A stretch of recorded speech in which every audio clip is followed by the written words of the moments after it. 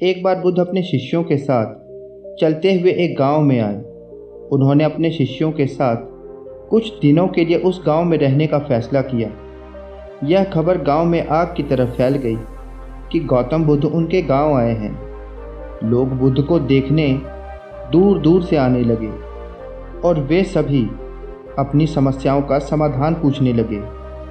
बुद्ध भी उन्हें उनकी समस्याओं के सभी समाधान दे रहे थे।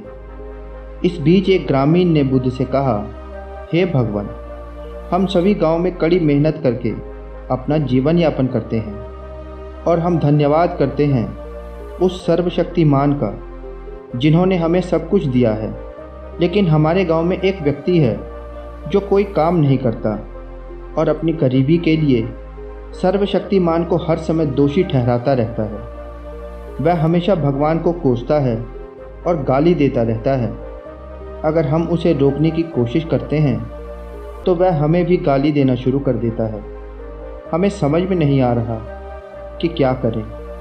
बुद्ध मुस्कुराते हुए कहते हैं, आप लोग कृपया उसे मेरे पास लेकर आओ। तभी एक ग्रामीण ने कहा, तथागत, वह व्यक्ति बहुत कठोर है। वह आपको भी गाली दे सकता है और हम उसे आपका अपमान करते हुए देख नहीं सकते, इसलिए उसे यहाँ बुलाना उचित नहीं है। बुद्ध मुस्कुराए और कहा, चिंता मत करो, तुम उसे मेरे पास लेकर आओ। उससे कहो कि भगवान बुद्ध तुम्हारी समस्याओं का समाधान कर सकते हैं। गांव वाले उसे पहले लाने गए। उस व्यक्ति ने जाने से इनकार कर दिया और कहने लगा कि बुद्ध तो पाखंडी है, वे सभी नकली हैं, मैं किसी के पास नहीं जाऊंगा। लेकिन जब कुछ ग्रामीणों ने उसे बताया कि बुद्ध आपकी समस्या का समाधान कर सकते हैं, तो वह बुद्ध के पास जाने के लिए सहमत हो गया। वह व्यक्ति बुद्ध को देखता रहा और कहा, आपने मुझे यहाँ क्यों बुलाया है? क्या आप मुझे बताना चाहते हैं कि मैं सर्वशक्तिमान को गाली न दूँ? उन्होंने जो मुझे नहीं दिया है, मैं उसके लिए उन्हें गाली क्यों न दूँ? उसने मुझे बेकार का शरीर दिया है, लेकिन शरीर के लिए धन की भी आवश्यकता होती है। सर्वशक्तिमान ने मुझे धन क्यों नहीं दिया? मैं इस बेकार शरीर के साथ क्या कर सकता हूँ? अगर आप मेरी पैसे की समस्या को हल कर सकते हैं तो यह ठीक है, अन्यथा अपनी बोरी पैक करें और इस गांव से बाहर निकलें। मुझे पता है कि सभी भिक्षु नकली हैं। बुद्ध उसको सुनकर गुस्सा होने के बजाय मुस्कुरा रहे थे। उसको सुनने के बाद बुद्ध ने उस व्यक्ति से कहा, मेरे दोस्त, मैं ना तो आपको ईश्वर में विश्वास करने के लिए कह रहा हूँ और ना ही आपको उस पर विश्वास ना करने के लिए कह रहा हूँ। किसी व्यक्ति के सुख और दुख का कारण उसका अपना कर्म है। यदि आप कड़ी मेहनत करते हैं तो किसी और को कोसने के बजाय आपकी पैसों की समस्या हल हो सकती है। बुद्ध की यह बात सुनकर वह आदमी बहुत उग्र हो गया और कहने लगा, मुझे आपके व्याख्यान की आवश्यकता नहीं है। आप मुझे एक पाखंडी की तरह दिखते हैं। मैं यहाँ केवल पैसे की उम्मीद में आया था। आप मुझे ये बताओ कि क्या आप मेरे पैसों की समस्या को हल कर सकते हो, अन्यथा जाओ यहाँ से। बुद्ध ने देखा कि उस व्यक्ति को समझ में नहीं आ रहा है। फिर बुद्ध ने उस व्यक्ति से कहा, देखो मेरे दोस्त, मेरे पास तो पैसे नहीं हैं और ना ही मुझे कभी पैसों की ज़रूरत पड़ती है। लेकिन हाँ, मैं एक राजा को जानता हूँ।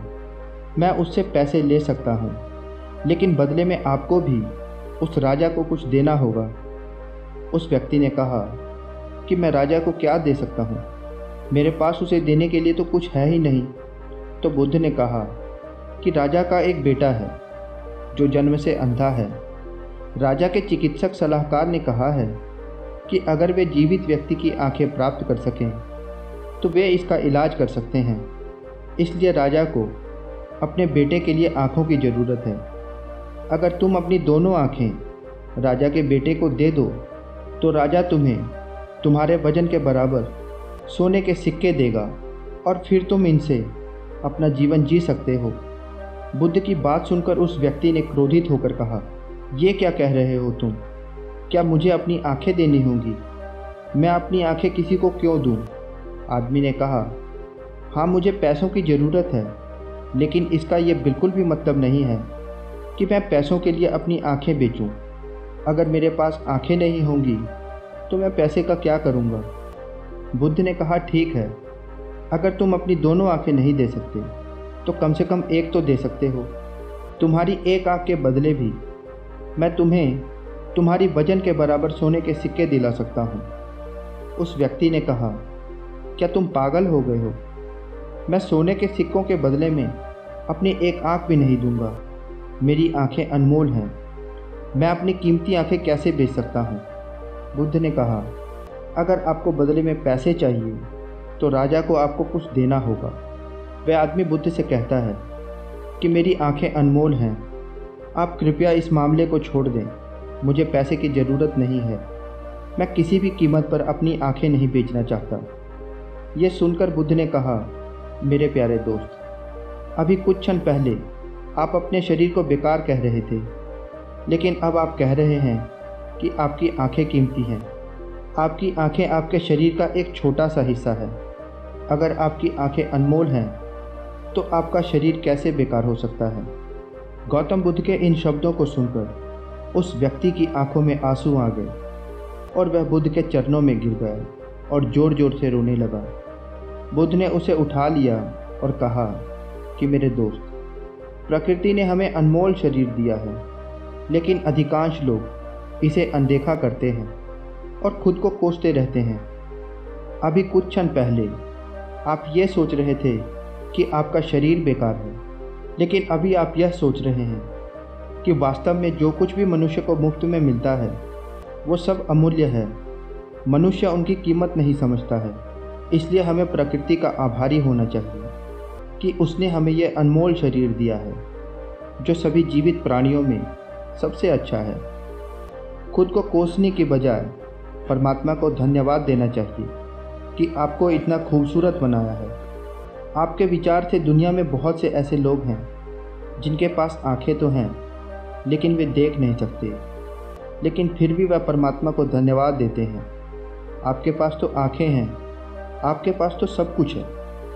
प्रकृति ने जिसको जैसा बनाया है उसको खुद को स्वीकार करना चाहिए और उसके लिए परमात्मा को धन्यवाद देना चाहिए।